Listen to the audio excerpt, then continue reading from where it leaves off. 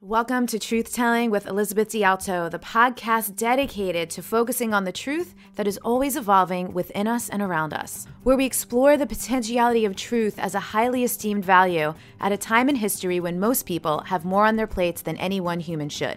If you're new to me, full expression is my jam. Some words people have used to describe me range from speaker, trainer, coach, healer, writer, spiritual advisor, teacher, podcaster, and someone even called me their soul Sherpa once.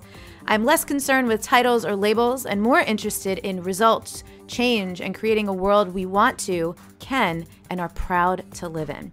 A kinder, gentler, more curious, collaborative, reverent world where people respect each other's backgrounds, experiences, and truths. They trust in themselves, in life, and recognize that we need each other. And they know how to cultivate healthy relationships to true power, not the very unhealthy kind of power our current culture is predicated upon. Speaking of our culture, there's a lot of noise and ignorance in our current culture, and this show aims to cut through that by exploring the truths of a diverse range of incredible voices. From authors, artists, creatives, and educators to activists, speakers, and those in various scientific and esoteric fields, our guests hail from cultures and countries all over the world. We post a new interview every Monday, and if you want to keep up with the show notes and quotes from our guests, you can follow me on Instagram at Elizabeth D'Alto. You can expect a wide range of topics when you tune into this show. Everything from health, communication, money, success, parenting, desire, sex, love, and spirituality, to making pivots and transitions in life, and topics related to psychology, storytelling, gender and race issues, emotional intelligence, activism, advocacy, and much more. A few disclaimers. No episode of the show is meant for everyone, and every episode is meant for whoever needs it on the right day at the right time. Not all guest views will reflect my own, and that's intentional. We don't learn, grow, heal, or improve by staying in our comfortable bubbles with all of our people who look, think, or live exactly how we do. If you love what you hear and find it useful and inspiring, the best way to show your appreciation is to share the episode, subscribe to the show, and leave us a rating and review wherever you listen in from. Thank you so much for being here with me. Here we go.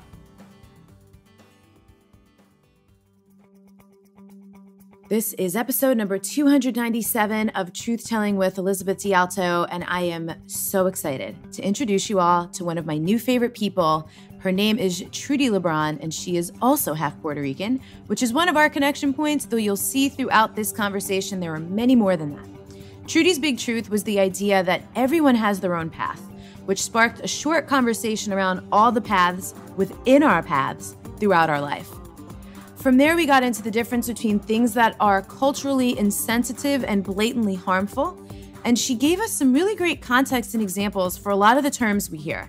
Fragility, impact, intent, self-centering, woke, microaggressions, ally, accomplice, and that's just to name some of them. She gave us some practical applications of equity and what theory looks like versus practice in your own lives and businesses, if you have a business.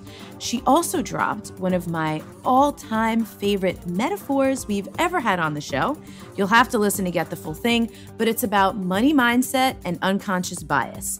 This is one of those listen more than once type of episodes, so definitely enjoy, share, talk about it with your friends, tag me on Instagram. The show notes are at untameyourself.com/297. And I say this every single week, but if you still haven't gotten your booty over to wildslowmovement.com/podcast, what happens when you get on that list is you get a weekly email Monday when the podcast episode goes up with the show notes, with links to resources, related episodes, and things like that. Really just for your convenience. If you want to go deeper and you want to get the resources and check out the things that we talk about here in the show, sometimes that's a mention of articles, books, events, and other such things. So head on over there, check that out if you want to, and now let's get into the show.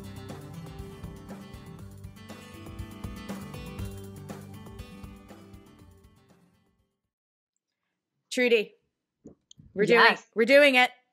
We are. I'm so happy. Y'all, I connected with Trudi via Facebook at some point last year, And we didn't realize until just a couple months ago, one of the big things we have in common is being half Puerto Rican. So we got on my favorite app, which you hear me talk about all the time. They're not a sponsor for the show or anything, but I love Voxer.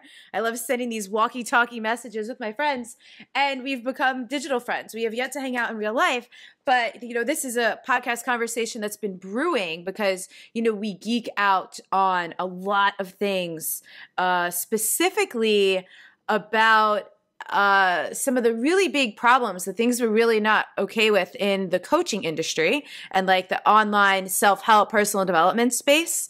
And that's Trudi's work specifically. She also has, and the reason that's her work, you'll hear more about her. But, she does this work in diversity and inclusivity. She's been doing this work in other industries and other fields and other areas. And so now she's bringing it into the coaching space. So there's a lot of fun stuff that we're going to get to talk about today. But before we do any of that, Trudi, one question I've been asking people this year that I didn't previously do is just doing like a body check-in. How's your body feeling today? My body's feeling okay. I feel like last night was the first time I slept good in a while. I've had a lot of stuff on my mind. And so last night I really slept one of those good sleeps. And so I feel good today. Yeah. That's great. I like asking that because then it also reminds, my hope is that anyone listening will go, oh, how's my body doing? And if I just can get people once a week to pay attention to their friggin' bodies, maybe that's helpful. Yeah, and then I'll do better. The big opening question is, what is a truth that's having a big impact on your life right now? Yeah, I love this question. The big truth that's having an impact on my life right now and has really been a theme for quite a while is this idea that everyone has their own path and that's okay and that no one's path needs to look like anyone else's. And that we really need to just trust the process of life, recognizing that we are on our own path and that it's not like everybody else's path. And that, that's hard for people. That is so hard for people. So I try to remember that at all times. I certainly had a very different path than most people, than most of my peers. And I also have children who are at different ages, and I try to remember that they all have their own paths, you know what I mean? Yeah. And so it's just really resonant, at the moment, especially having adult children. What's hard on both sides of that for you? What's hard about staying on your own path and not interfering with others' paths when you might want to? Yeah. So what's interesting about that is part of my path, especially right now, is as a guide. And I've kind of landed there, through a bunch of different things, kind of not, I guess unexpectedly. I guess everybody kind of ends up in this world in coaching and in very interesting ways. So my job is to help people find their paths, right? And so people often come to me to ask me what I think they should do. And I'm always putting it back on them. Well, what do you think? And let's think through all of those things. We can put strategy behind it and we can, do all these mind maps and kind of increase our chances at our outcomes. But at the end of the day, each person is the expert in their own life. Yeah. And so, so that's what I do. It's one of my superpowers. So then the hard part about that is that I have kids, right? I have these children. And I have a lot, I think, and, about what they should and shouldn't do. Yeah. And so applying that truth, applying that kind of core belief that I have, even to my own children is hard because sometimes they want to do things that maybe I don't think they should be doing or I think that they should maybe do differently. And being able to step back and kind of be okay, all I can do is talk through these options with you and give you my advice. And then once you decide, my job is to support you, whatever that is, Yeah. So it's a lot. I was having this sweet conversation with my dad. At the time of recording this, it's just after the new year, and I was home with my family a couple weeks ago. He was driving me to the airport, and he was saying, I don't remember exactly how it came up, but he was saying the hardest part of being a parent is when your children, he's like, it's not when they're babies. It's not when they're before they can talk, whatever. He's like, it's when they're older. It's when they go out into the world and they're on their own and you can't be there with them anymore.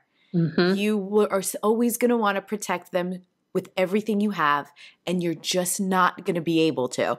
He's like, for him, he was saying, he's like, that's the hardest part. He's like, especially someone like you, who's like, when we say out in the world, you're literally out in the world.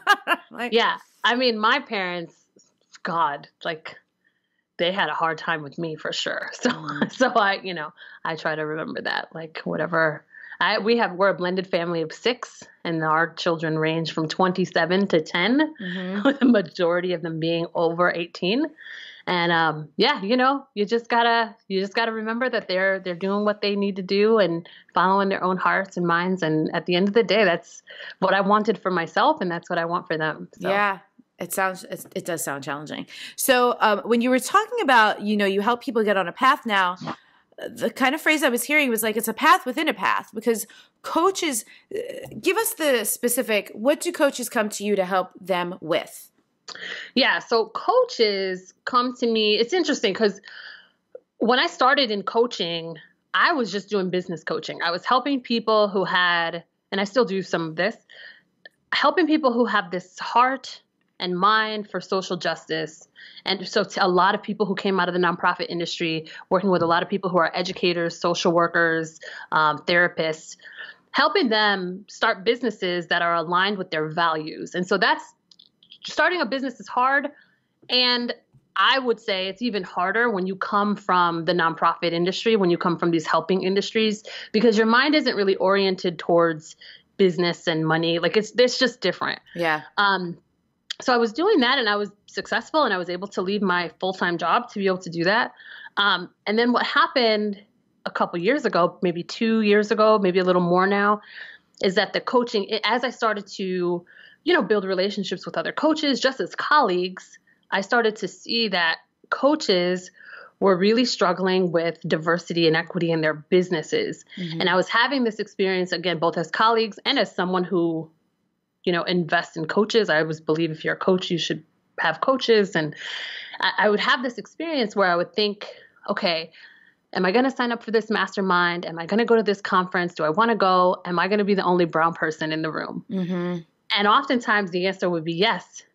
And not only yes, but like an uncomfortable yes. Like I would be places where things were being said and taught that were not just culturally insensitive, but just blatantly harmful, oftentimes. And then, there were a couple of things that happened in the coaching industry where some high profile coaches had, said some things, done some things, used some images that were, very culturally appropriative and, racist in some cases. And, the internet exploded.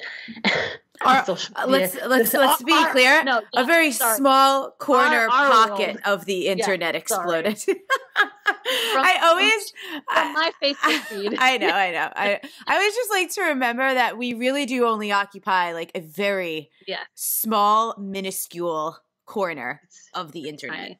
So our corner of the internet, and social media, was everywhere. And because I had come out of an industry, I worked in the nonprofit industry for 15 years. For 10 of those years, I was a diversity and equity educator. And I was doing everything from providing diversity education, training, equity work, consulting, to small nonprofits and large school districts. I still do some of this work with like large school districts. And I was uniquely positioned to be able to answer and respond to some of the things that were happening in the coaching industry because I had this background that a lot of other people just didn't have. Yeah. So I started talking about it more. I had always talked about it, but I think until people started really to get like called out about some of the things that they were happening, people weren't paying attention in the way that I wanted them to pay attention in the first place. But that's how things happen. So I started talking about it and writing about it, and some of my content was shared. And so now a lot of the coaches that I work with, they're coming because they want to know two things. One, how to be less harmful as a white person, because there's lots of white coaches. So how to be less harmful, how to be more open, how to just understand some of the things that are happening, because some people just don't even understand it. Like they see these things happen online, these explosions of activity around diversity, equity. Somebody said something, somebody didn't say the right thing, and people just really want to understand like all of the different dimensions of it. So I do a lot of teaching about that. And then the practice, so the mindset stuff, helping people unpack their biases, helping people understand their privileges, and then also what that means in business. So what does it mean? Like, it's one thing to kind of understand those things at a theoretical, in a theoretical sense, and kind of change your mindset and be less harmful. But it's a different layer when you start to say, okay, what does this mean in my business? What are the practical applications of equity in my business so that I can serve more people? Yeah. And at the end of the day, I nerd out over coaching. Like, I love coaching. I love the science behind coaching. I love the transformation that coaching brings people. And I hear folks say, I want my work to change the world. And if you want to change the world, you have to serve a population of people that looks a little bit more diverse, because the world is more diverse. Yeah, and people have heard me talk about this on the show. That was really one of my biggest pet peeves. It's really why I had to move out of North County, San Diego, because I couldn't anymore listen to people talk about shifting the global paradigm or like changing the world, when it's like, no. Same as like I was just joking with you about like our little corner of the internet. It's like, no, this is just like a little bubble in North County, San Diego, or there's a pocket of it in Boulder, or there's a pocket of it in the Bay Area, and, in Bali, and, like there's all these little pockets of these like, quote, conscious spiritual communities. But it's like most people look the same. It's very homogeneous. Most people agree. Most people are white or white passing, like hella privileged. Yeah. All kind of getting your $16 smoothies every single day, which like, girl, I buy $16 smoothies sometimes. So I'm not being like, I'm not separate from it. I was part of that. But it's like, no, we're not changing the world. You can have an impact, but let's not be all self-important about it. And let's certainly not pretend that we're doing anything on a global level if we're not taking the time to look at what's happening to all of the people on the globe. Yeah, for sure. Yeah, so that's what I do. I love it. Okay, I want to come back to something that you said, and I'm wondering, it's okay if you need a second to think about it. Sometimes I ask people for an example and like really put them on the spot. It's okay. You said there's like a difference, a range between something being just culturally insensitive to blatantly harmful. And I'm wondering if you have any examples that you can share that people might be able to locate, whether they've done it, they've experienced it, identify it moving forward. Yeah, I think that the difference, there's two answers here. And one of those answers is that it's really about how something is received.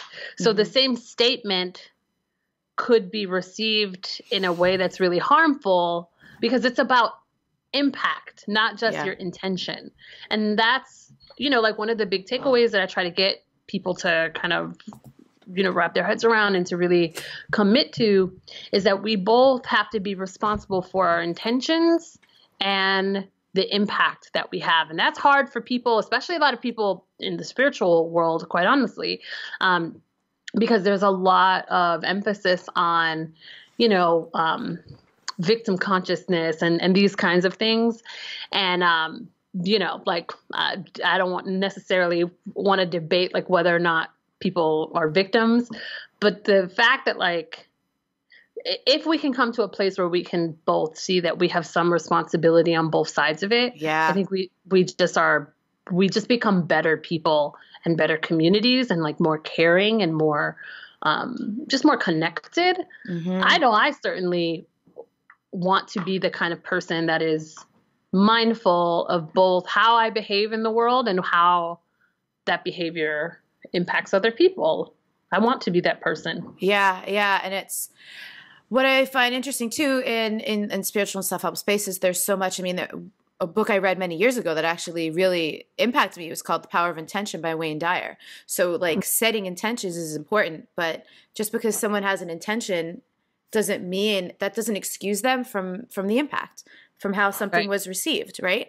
And then when something is received in a way and someone lets you know that was different than your intention, it's your responsibility to be like, oh crap, like I didn't, thank you for telling me, and like do something with that information. Don't just be like, well, that wasn't my intention. Yeah. Because there's no accountability in that. No. And the other thing I'll say about this idea of harm is that I try to think about harm as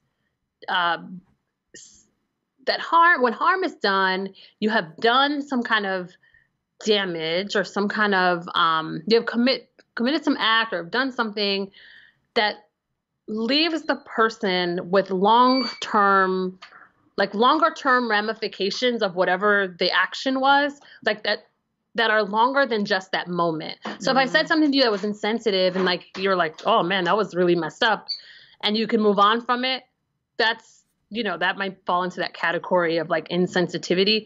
But if something's harmful, that kind of comes into this place where you have now done something that is lasting, that I'm going to leave here with and be kind of thinking about, and am now potentially traumatized over. I might have to get other help because of it. That there's this lasting effect of what you have said or done to someone. I kind of think about harm in that way. Yeah, I appreciate that distinction. And then, so it's related, but it's also a tangent because it could be taken in the context of this conversation or others. The question I want to ask you is actually if you think all harm is bad. And let me give you context. I'll tell you why I'm asking. Because, we've all been, because of the different identities. I actually just got off of an interview with Michelle Cassandra Johnson, and one of the things we're talking about is the concept and the idea of safety, which is something you and I have talked about offline, and that is all going to be barring the nuance and complexity of what identities we all have and occupy, right? Like if they're dominant, if they're non-dominant, if they're marginalized, blah blah blah. And so if you have been oppressed or if you have been abused, sometimes your response is going to come from what you have learned. It's going to come from how you navigate the world now because you are a person who has had trauma. And so my response to you might cause you harm, but I'm upholding my own boundary, or I'm caring for my own self in a way. So it's almost like then we land in the place where no one is above creating harm. So that's how the question, do you think all harm is bad, comes about. Did you? I totally follow. I think placing a value, like a moral value, like bad, good, is probably not useful in that instance. Like, I don't know why. I think that's a good question too, is like, why do we have to place a moral value on something like harm? Like, I think it's probably bad often. It might be bad for one person and not bad for the the person who is feeling the harm might think it's bad, and maybe it's not bad for the other person. So I don't know. I think part of this is accepting a more nuanced, like, understanding of experience and an emotion, and that everything's not this binary, like good, bad, but it just is. And that there is learning, and that, if someone is hurt, that we can own and try to repair. Like, I think that those are more helpful ways to think about it. Yeah. I appreciate that. So as you were saying that, I guess I want your opinion on the concept of fragility. Because with what you teach, I'm sure you bump into this. Some people will say it's not real. That's also a construct. I want your opinion on that. But then I also want to know how it shows up in your work and how it actually thwarts the work. Yeah, it does. So fragility is the concept that, or, like what happens when someone can't be held accountable. Like when someone is being called out or called in to something that they've done, and they just can't handle it. Like emotionally, they get defensive. Like that's what fragility means. And we often hear it in terms of like white fragility. Basically, that when you're fragile, it means that you're not resistant to, right? You're not strong to whatever pressure is being put on you. So if we think of fragile as like something, glass, or, the box that says this is fragile, handle with care, right? So if you're fragile, it means that whoever is working with you needs to handle you with care and, kind of put the white gloves on and be very gentle about how they're dealing with you.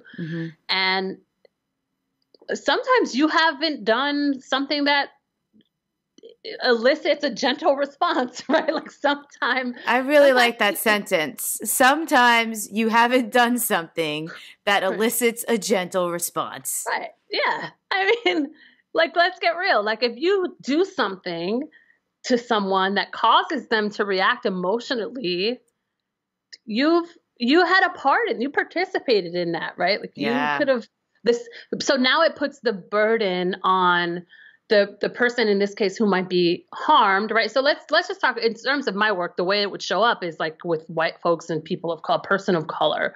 So if a white person says, I'll give you a real life example that happened to one of the kids recently. I have my stepdaughter is leaving on a farm. She's doing a 3-month internship on a animal farm, and one of her roommates said to her that she is more quote unquote black than this is a white girl, a white young woman, that she is more black than my stepdaughter because she grew up in some place, whatever. And so therefore she can say the N-word and like, all these, right? No, that happened real life. Oh man. Yeah. So my stepdaughter, black girl, needs to address this, and that girl, that combination of statements does not deserve a gentle response, right? My stepdaughter had the right and all good reason to just go off, right?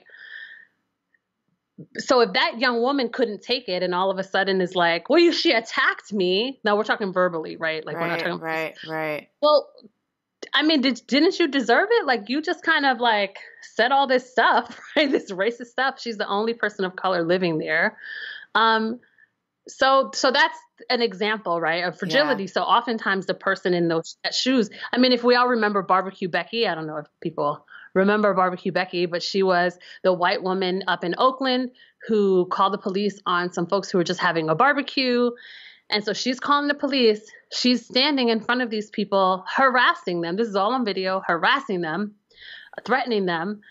Then someone responds by yelling, right? Yelling, trying to ask her what the heck she's doing.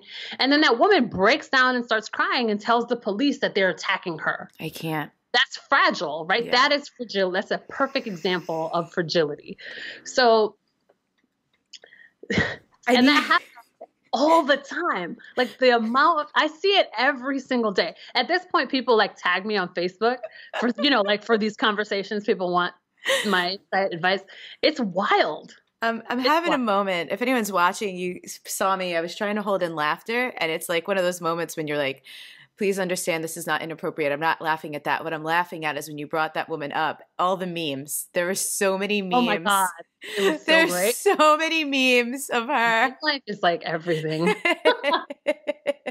But what's great about the memes is that they're actually, even though they're like silly and hyperbolic, they're getting the point across. Like it would just, I can't even pull an example out, but it would literally just be like some black people or some people of color doing something like so normal that they should be doing and have every right to do. And then there's like a meme with this lady calling the cops and be like, yeah, these people are eating their lunch in front of me, or like next to me at the restaurant. Which that happened too. Like here, up here, like I think it was Smith College or I mean, those things happen all the time. Yeah, it's not. And I really do. I just want to take a moment to say, I understand the gravity of the situation. I don't think that shit happens is funny at all. Because I also understand the potential when someone calls the police on someone and what happens in the way police treat people of color. The only thing that is funny is memes sometimes. Yes. Okay, I needed to make that distinction. Yeah, so this fragility. And what are indicators? Because I want people listening to be able to understand when they are being fragile. So I know defensiveness is like hallmark number 1. Hallmark, yeah. What are the other signs? What's telling you? How do you know if you're being fragile? I mean, like being overly emotional, like crying, being overly emotional. And not that crying is bad. Like it feels weird to like say it like that. Right. but yeah, just that like that breakdown of emotion around like you're crying. And now what happens when you're crying, and crying is an issue in particular, because once you've elevated like emotionally, psychologically to that place, now people are so tuned into you and like your crisis, like your emotional crisis, right? That you're centered, and it's no longer about like the issue. Like there's no longer educating or opportunity to kind of talk about what you said and how it was wrong or whatever. Now it becomes about consoling the perpetrator, right? The person who has like caused the problem in the first place. Yeah, so that's a classic sign. And there's, this is something I've had a lot of conversations with some other friends who I do a lot of unpacking around this stuff with. And listen, I think it's important that people also be trauma informed and emotionally intelligent and understand that like, I understand what you're saying, and this is really, really important. So if you are someone who's like empathic or sensitive or highly sensitive or deep feeler, which I am that way, I've been in experiences where I've gotten emotional, but not because it's about me, not because I'm uncomfortable. Sometimes and often, honestly, Trudi, it's about grief. It's about realizing something and being like, I never knew. And all of a sudden, all the harm I've done comes rushing in, and I'm like, damn. And it's remorse and it's grief, but I get to pack that up and handle it myself. Not burden the space with it. Right. And if in a moment that might actually mean I need to excuse myself, so I go like cry in the bathroom or something, so I don't have to dishonor or stuff my emotions, because I don't necessarily believe that's healthy. But the more important thing is that I'm not burdening the people in the space with it. I'm not centering myself around it. I'm handling that shit myself. How do you feel about it? Like, I know I say things emphatically. I don't need to be right about like this is the best way to handle it. I'm just sharing on where I've arrived navigating that. I have a lot of feelings, but I know better than to make it other people's responsibility to be with my feelings when I'm at the center. Absolutely. And I'm the same way. I cry for commercials. Like I'm a crier. So I get it. Right.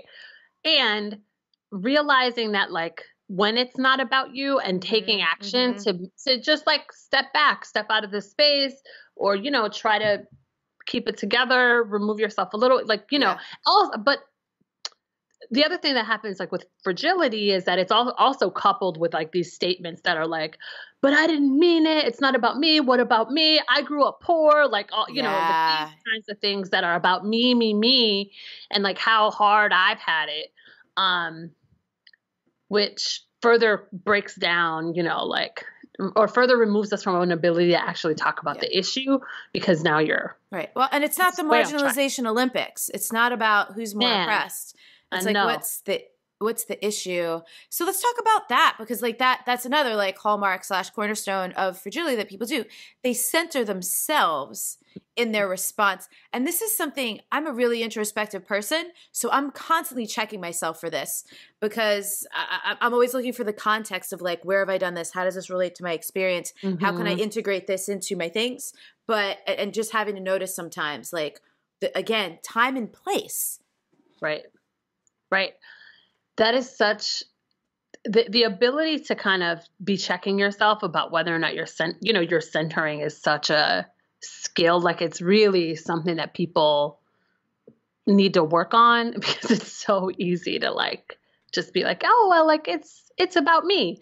I think the other thing is that we all have had harm. Like we all have experienced hardship, right? Like everyone.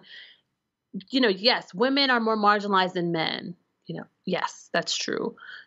Elderly people and younger people are more marginalized than adults. Like there are all these different ways that people are either at the margins or in the mainstreams of, particular identities.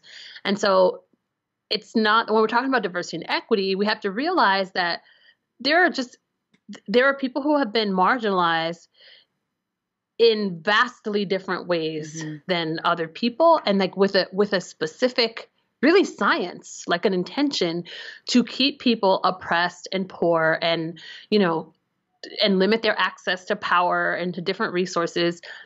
And that doesn't take away how hard you may have had to work for something. Cause that's part of what I hear often is I had to work really hard. Yeah. I had to work really hard. Like I didn't have a silver spoon in my mouth. Like, no, that doesn't mean that, no one's saying that because you're white or because you're a man or because you're able-bodied that you had it all the way 100% easy and that you never had to work for anything. Yeah. It just means that there wasn't a system in place that has not just marginalized you, but that has historically marginalized everyone in your community.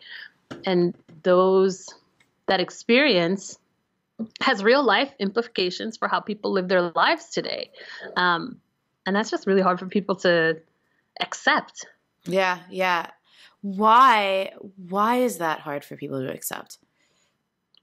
Well, I think it's because, I think there are two things. One is that as a child of like the 80s, right? Like I remember being in school and being taught explicitly how we are all the same and we all have equal opportunities. And I think in the 80s and 90s, like there was this sense of like, we are really getting somewhere.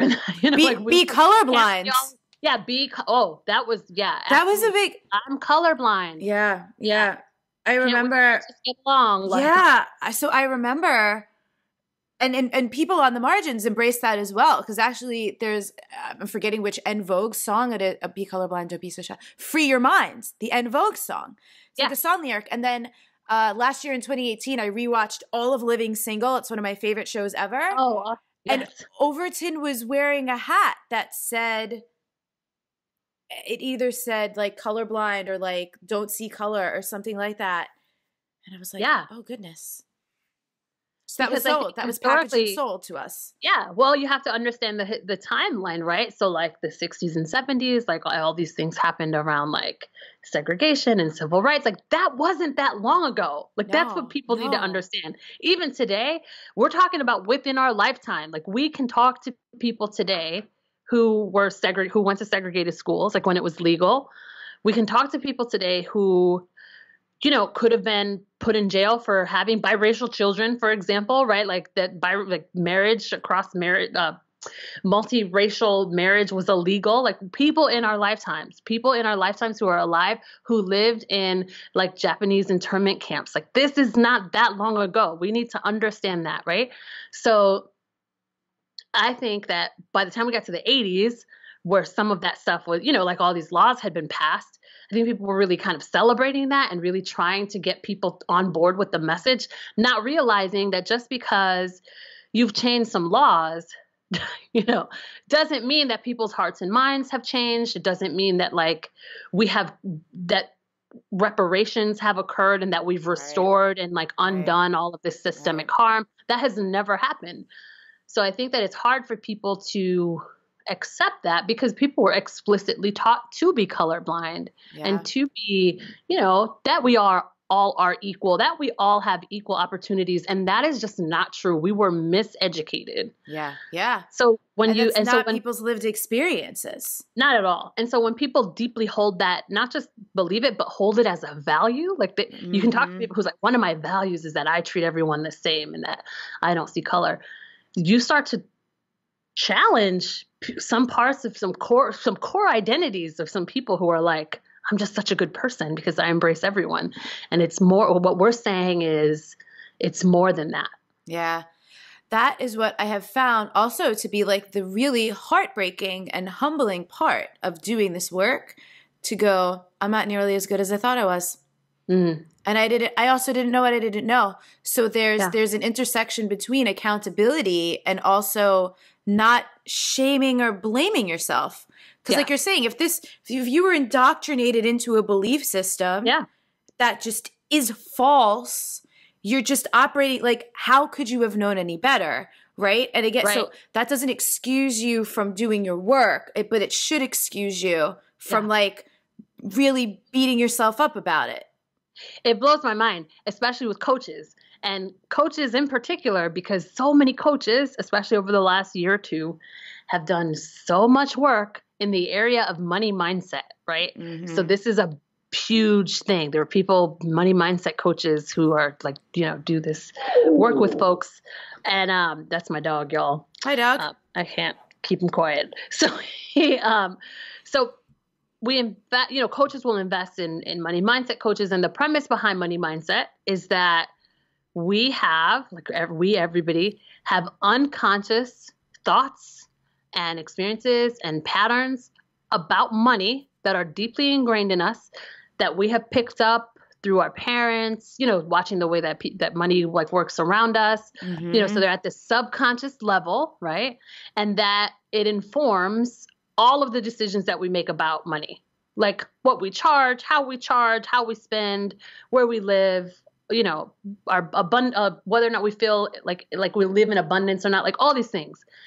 And so coaches everywhere, not just coaches, but lots of people who are kind of in that community and people, spiritual people. The dog likes this part of this conversation. Yeah, he does. He's like, preach, girl. Yes. So folks have done lots of work because they realize that they have to get at those subconscious patterns and reprogram them because it's showing up in their business, and people embrace that 100%. And so I love where you're going with this. You see where I'm going with I this. do. And so then I say to people, and I get people to agree. I'm like, yeah, you've done that work, right? Yes, absolutely. And then I say to them, okay, dog's leaving. Okay. So then I say to them, okay, well, you have unconscious thoughts and patterns, and you have picked up all of these kinds of biases about people based on their race by watching TV and just by being a human in the world through your parents, and that those subconscious things are affecting the way that you work with other people. Totally. To me, you can't believe in money mindset without believing in like bias, like anti-bias work. I am obsessed with this metaphor. You and I have talked about this. I think a lot of women are able to get one of the metaphors that helps women see how they cause harm to people of color, white women, is when we go, okay, well, when a man does this to you, how do you feel? Okay, right. This is the same as you doing this to a person of color. People can see that. I've never heard this metaphor. Like, if you believe in the money mindset stuff, you have to believe that there's unconscious bias in other places as well. Yeah. That's messing with your life. Right. It's messing. And so when you look at when you look at your clients, if you're a coach and you look at your clients and you go, whoa, all of my clients look like me. Mm-hmm. Right. Or maybe not all, but most. You have created that. Unintentionally. And I'm not saying that you have excluded, like that you have taken the stand to be like, I don't work with people of color. No, I hear it all the time. Oh, I'm open to everyone. Yeah. But because you have those subconscious thoughts and patterns, you're attracting, the same way it works with money mindset, you're attracting a homogeneous audience. Yeah. And you might be open to everyone, but everyone's not open to you for those reasons. Right. And this, as you're saying this, I'm thinking of like the other side of this coin, which is funny. So you and I have had this conversation about being mixed race. So I forget, what is you're half Puerto Rican and half what? Half like just white. Just a conglomeration of whites. Yeah. Yeah. I'm mostly Italian and Puerto Rican. There's a little bit German and Irish in there too. And so it's actually mostly German and Irish. That's so funny. We're probably cousins. Yeah. Right. So, but one of the things I've been really looking at is my own internalized whiteness, whitewashing. The gradual removal over the course of my life of the Puerto Rican culture in my family. Part of it happened because my grandmother moved back to Puerto Rico at a certain point. And so she would bring the culture in at like holidays by like cooking things and talking about, and like around Christmas time afterwards, Three Kings and stuff like when I was little, we'd do the Three Kings a couple days after the New Year. There would be the stuff under my bed. Yeah. And then just stopped, like at a certain point, it just stopped. And it's like, where'd the culture go? Like we didn't, my mom didn't want my dad to teach us Spanish because she didn't want to be the only person in the household who didn't speak it, right? When, another option could have been, well, then why don't you learn some Spanish? Or just we can have an agreement that we won't speak in front of you. You know what I mean? Like there were alternatives. But, and that's another thing I've been like grieving. And you and I have talked about this too. So I'm going to go spend some more time in Puerto Rico and take in the culture and like get back to that root. But it's funny because I didn't feel almost worthy of claiming that I'm a mixed race person. I'm not a white person. I could read that way. Like most people look at me and go, you're ethnically ambiguous. But it's funny too, because the unconscious bias, I can't tell you how many Latino women I've had be like, no. I looked at you and I knew you weren't white immediately. Me too.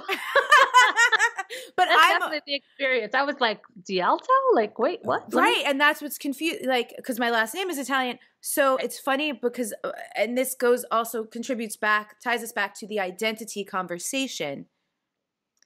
Because I didn't claim. There's the identities we claim, the identities that are placed on us, the ones that feel comfortable, the ones that feel safe. We don't feel worthy. I'm not enough. I don't count. Yeah. It's so complex. And I had the opposite experience. So I always identified as a woman of color, like a person of color. In my house, so my mom spoke Spanish fluently. My mom actually passes for Puerto Rican like quite easily, like all the time. So they spoke Spanish. We grew up mostly connected to more of a Puerto Rican identity. We ate Spanish food. People spoke Spanish around us. Like we went to the festivals. Like it was a closer proximity. Also, my only other cousin on my mom's side. So I'll just explain this quick. My mother's sister and my father's brother had a child. So 2 brothers and 2 sisters basically dated, had children. So he is also Puerto Rican. So basically I have one family. Some people have like, my cousin's on my mom's side. That's the white side of my family. I don't have that. I have everyone in my family is related. So I don't have extra cousins that aren't related to each other. So there was no like, this is the white side of my family. This is like the Puerto Rican side of my family. It was just like, this is all my family and we are all Puerto Rican, except for my mom. And so the other reason that, and I always say that I tell people I'm biracial all the time, especially if it comes up, if I'm talking about my identity, but more formally, I talk about myself as a woman of color because white people just get to be white. And that is something that I don't relate to. They don't have to defend their identity. My father is is an Afro-Latino. Like he is a dark-skinned black man. Like if his hair grew out, it would be in an afro. I grew up answering questions around like, is that your dad? How is he your dad? Oh, so you're black. What about this? Like, why don't you speak Spanish? What, like all of these negotiations around how, like who I was and where I was, and I couldn't be white and my cousins are black and why do people speak Spanish? Like this very interesting kind of dynamic around my place in the world, kind of like connected to this family, even though I'm very light skinned. Yeah. So, and white people I've never seen a white person have to defend like their whiteness. If anything, they'll give you this math equation for like, I'm part this and part that and 16th of this and whatever. Right. But like, they're white. Like they just get to be white. A smattering of white. Yeah. Yeah. So, and this is again, like my own, I didn't even realize my own experience until a couple years ago. I was interviewing a man named Elliot Hulse on the podcast, and we were talking about the impact of that "what are you" question. Oh man. It's the number one question of my life. If you're ethnically ambiguous, no matter what you actually are, if this is something that people ask you constantly, that is having an impact on your psyche. Yeah, absolutely. What are you? Where are you from? It's like, I didn't even realize this, like, where do I belong? And realizing all the ways in my life, if I look back and all these experiences I've had, we're really feeling like, I don't actually, where do I belong? How do I identify? Yeah. I've envied people who have like one culture, Yeah. And that it's visible and that they can just kind of be that. Totally. Yeah. And this thing that you were just saying was really striking me. don't have to defend or explain. I was reading a post a woman wrote the other day. I need to have this woman on the podcast. I'm loving the things she's been writing lately. But about like the word exotic, like people will use it like it's a compliment. You're so exotic looking. And it's like, what am I?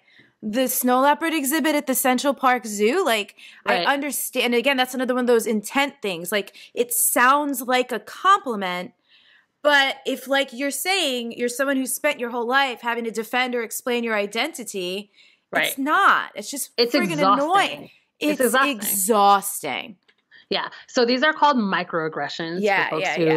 So these are microaggressions. And like what people, I tell people, don't ask. If you can avoid asking where you're from, like just don't ask. But there's so many other ways to talk, and people don't like that. People like love that question for some reason. I was on doing a live the other day, and someone asked, well, why can't I ask where someone is from?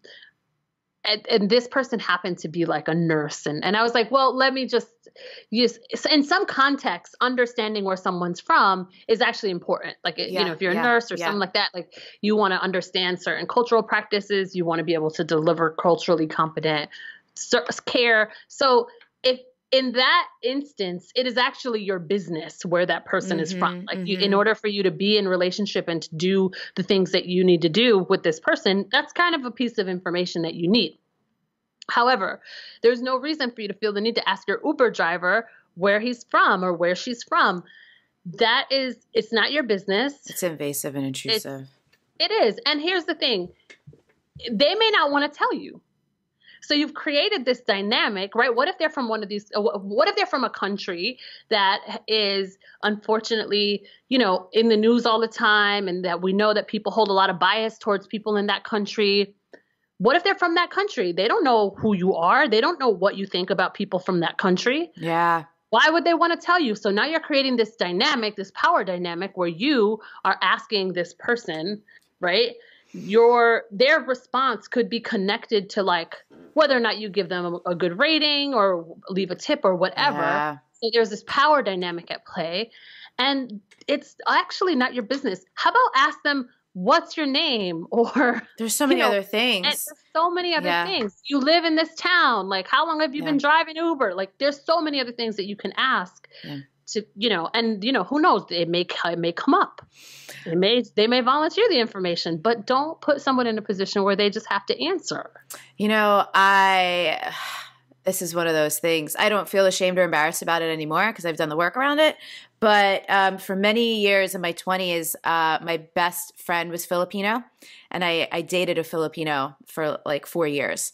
And so I had a lot of familiarity and a lot of appreciation. Actually, like, I loved Filipino culture. Like, it felt very similar to my family, like in a lot of ways, a lot of things in common. And just like, I enjoyed it. I really enjoyed it so much.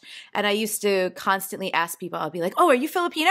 Because like, I had like this radar. Because you wanted to and it really, and this is a big lesson, like intent versus impact. It came from love, like love, enthusiasm, excitement, and still like the response. Someone would be like, oh, no, I'm not. Or like, oh, I'm this, or I'm a mix of this and this. And I'd be like, oh, cool. Like, but I was excited for them to be Filipino. And then when they weren't, like, even that. No, and then what? Then now you're disappointed that they're not Filipino? Exactly. And it's the same, like, I've noticed, like, when people ask me, I do a bit, like, I talk about this in my comedy. Like, when people are asking, not what are you, but if you're something specific, they usually have a stock in that something specific. Right? Like, people often ask me if I'm Jewish. It's 99% of the time Jewish people who ask if I'm Jewish, you know? Like, so there's those. So again, it comes back to these unconscious biases, like, and that it literally doesn't matter what the intention or the energy is.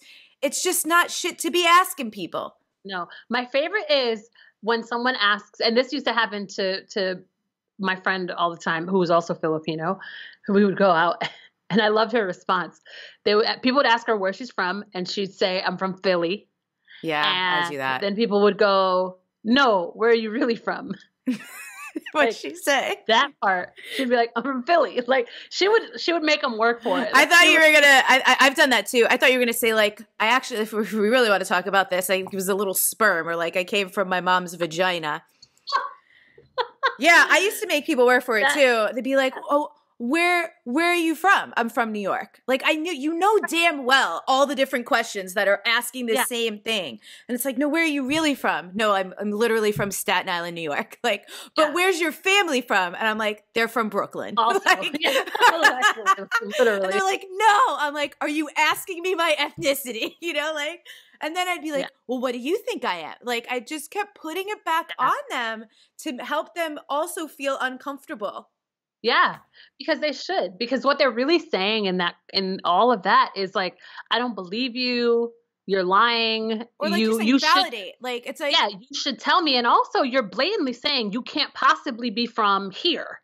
Yeah, there's so many things wrong with it. Just stop asking that to people, myself included. Because sometimes I find also wanting to be like, oh man, like what is this? Because you want to know, you love getting to know about people, but like, just let it come up how it comes up. Yeah, like, it'll come if you're in a relationship with someone, like a friend relationship, or like you're having a conversation with someone over dinner, like it might come up, but it doesn't have to be your, it's like that sleazy bar line, like, so where are you from? You know what I mean? Like it doesn't have What's to be your that. sign? Yeah. Yeah, I love this. Thank you. Obviously. Wouldn't that be great if everyone just start asking their Uber drivers, like, so what's your sign? Like, that'd be wonderful. Are you Capricorn? You look like a Capricorn. I want to talk about your podcast. I love the name of your podcast so much. Tell the good listeners. So the name of the podcast is called That's Not How That Works.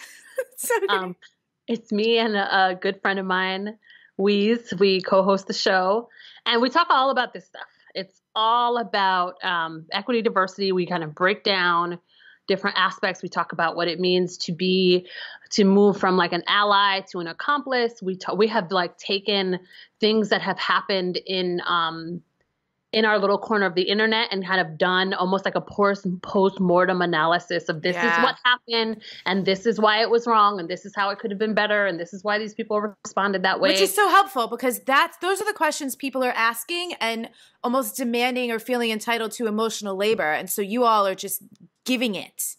Yes. So we try to stay up to date on everything that's happening so that we can do that. We also we have talked about things like more current events, like when the Colin Kaepernick issue, when Nike, the Nike campaign. So yeah, we talk all about this. It's a mix of like strategy and also just fun. Like we're just, it's two racially ambiguous women of color hanging out, talking about equity. Oh my God, and it's really fun. People have responded really well. We just launched a course called Working Towards Woke. It's either a 7-week or 12-week course for mostly for coaches. It was supposed to be a 12-week course for coaches, and the whole first half of the class is about like just kind of laying the foundation, like the groundwork and the mindset stuff, and helping people process through their bias and privilege. And then the second half is all strategy. Like, what does this mean for your business? Yeah. And we had a lot of podcast listeners who aren't coaches who were like, well, what about us? So we were like, you can come and take the first half of the course, because really it's for everyone. That's cool. So, how do you feel about the word woke?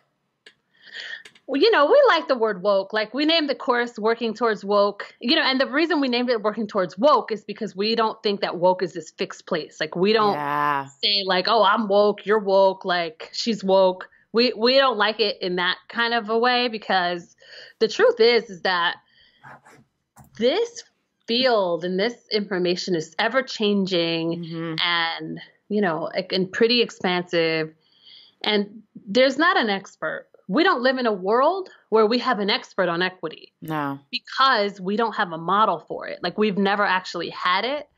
So everyone is working towards it. And so even, Louisa and I, we are constantly reading, staying up to date, learning new language. We're really, our probably strongest area of expertise is definitely around like race, economic justice, privilege, that kind of stuff.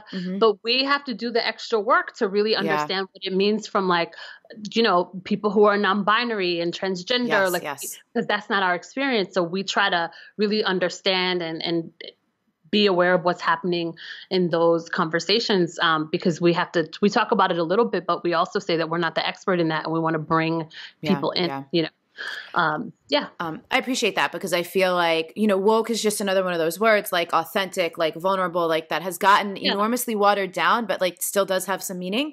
And I like you said, it's not a fixed place. But as well, that things are evolving. And this ties back to impact in a way that I don't know I've ever specifically connected before, which is that as the culture changes and evolves, the impact does as well, and we need to speak about it differently. I actually saw, I think I shared it, a tweet the other day that said something like, when people say things, go into like transgender conversation, in my day, we just had like boys and girls and there weren't all these things. And someone was like, you mean in your day, it was so unsafe for people to be themselves that people had to hide who they were? Because like, this isn't new. This isn't new. It's just that it's okay. It's more okay now to talk about it than it used to be. Right. Yeah. That's literally all it is. Yeah. Anything I didn't ask you that you want to toss in before we wrap up?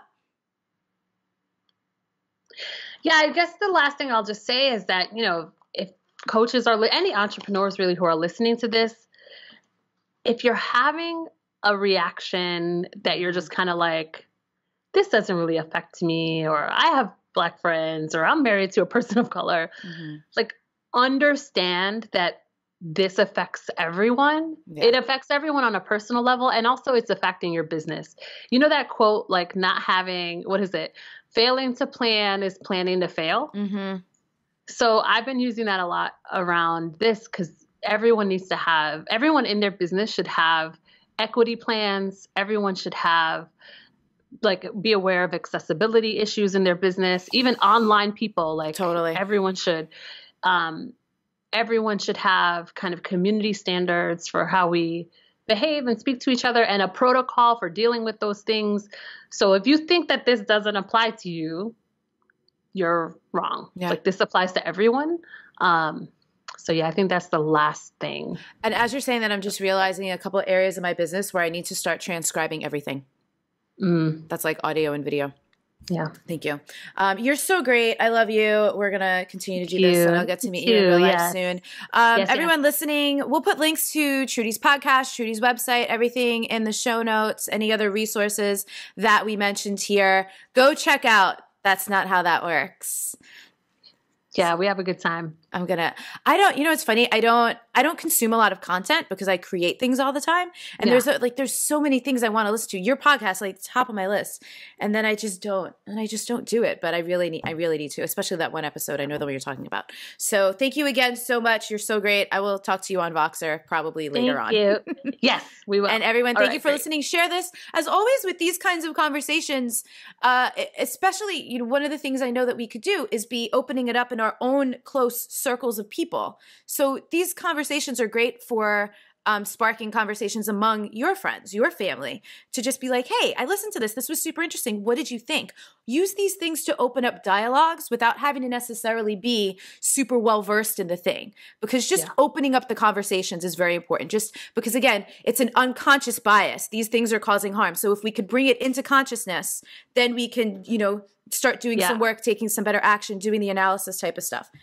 Yeah, absolutely. And fortunately, we're at a kind of a place, especially with the podcast, that we can still respond to questions pretty easily. We still have capacity for that. Yeah. So if people have questions, you can find me on Facebook, say, hey, I listened to this thing. I listened to Liz's show. And our people will. Yeah. They will reach out. They're good about that. Good. So look forward to it. All right, everyone. Great. We'll see you later. Bye. See ya. There was some vulnerability because the book is story and an anti-racism analysis and yoga principles and how do we create more inclusive spaces. So I weave in and out with my story and then here are practical things you can do. And here are some practices around meditation and difference. But the vulnerability that feels deeper than the words is that I'm writing about white supremacy. Mm-hmm. My book is about oppression and white supremacy and how the spiritual community has perpetuated oppression. Yeah. And really urges people to do better.